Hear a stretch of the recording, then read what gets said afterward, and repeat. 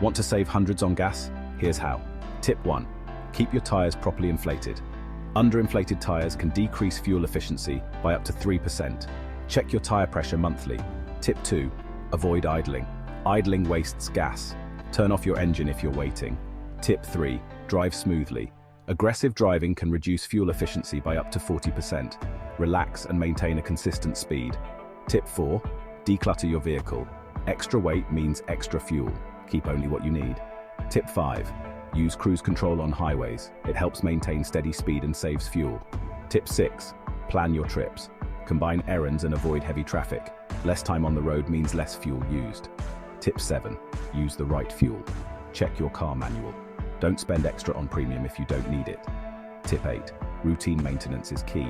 Regular oil changes and air filter replacements keep your engine running efficiently. Tip 9. Limit air conditioning use. Roll down windows at lower speeds. Adjust based on speed and weather. Tip 10. Consider carpooling or public transport.